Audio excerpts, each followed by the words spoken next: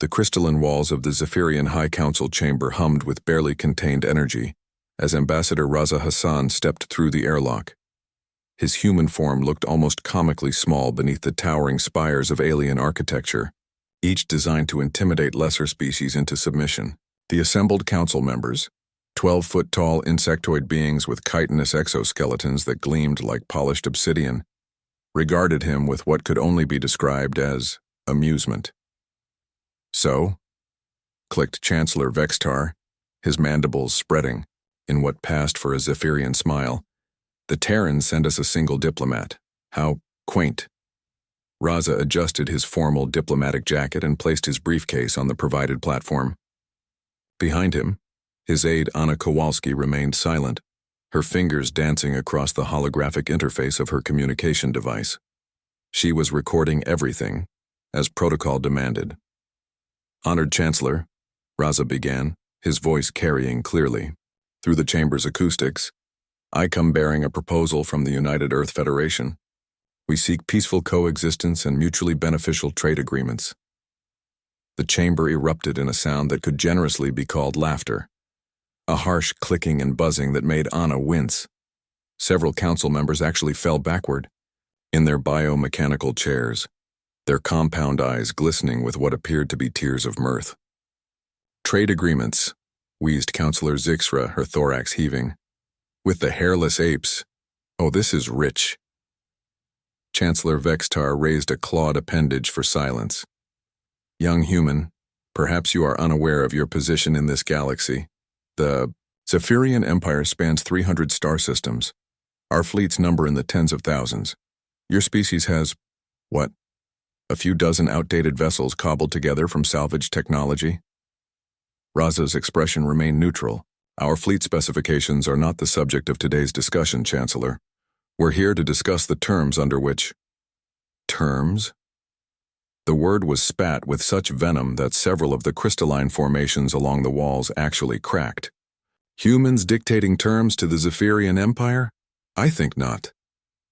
Anna looked up from her device, catching Raza's eye. She gave an almost imperceptible nod. The message had been sent. "Very well," Raza said, closing his briefcase with a sharp snap. "Then I believe this concludes our diplomatic overture. Thank you for your time, honored Chancellor." "Wait." Vextar's tone shifted, becoming predatory. "You misunderstand, little human. This concludes your diplomatic immunity. Guards." The chamber's dozen armed sentries stepped forward, their plasma rifles humming with lethal energy. Each warrior stood 8 feet tall, their carapaces scarred from countless battles across the galaxy. Anna stepped closer to Raza. "Sir, should we—" "No need, Anna," Raza replied calmly, checking his timepiece. "Right about now." The chamber's lighting flickered. Then every communication device, every holographic display, every piece of Zephyrian technology in the room died simultaneously. Emergency lighting cast eerie shadows across the suddenly silent space. "What is this?"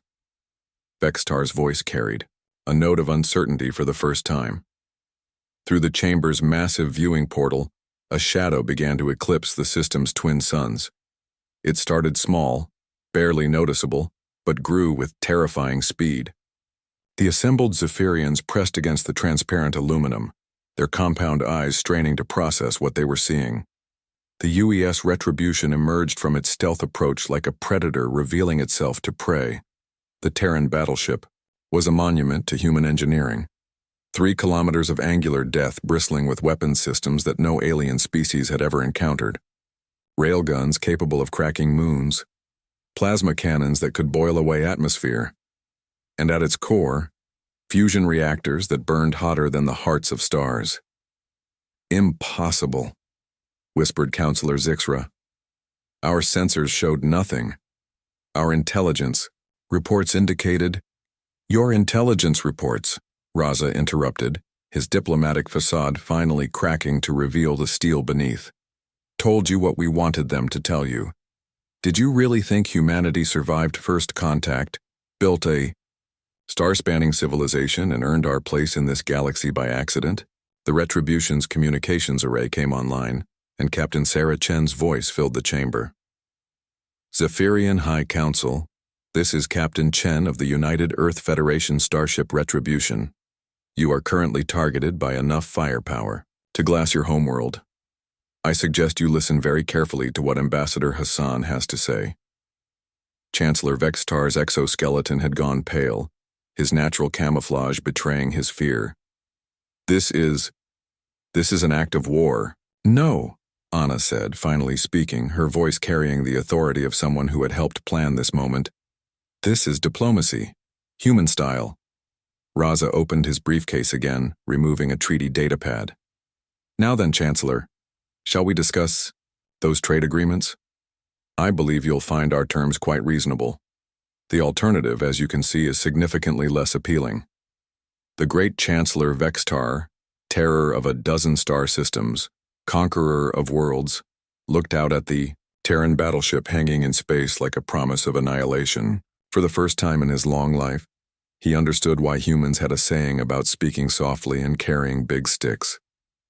Perhaps, he said, his voice barely above a whisper, we were hasty in our initial assessment. Raza smiled, the first genuine expression he'd shown since entering the chamber. Wisdom comes to all species eventually, Chancellor. Some just need a bit more encouragement than others. As the Zephyrian High Council began their first serious negotiations with humanity, word spread throughout the galaxy. The humans had arrived, and they hadn't come to beg. They had come to take their place among the stars, and they had brought the means to enforce that claim. The age of underestimating humanity was over.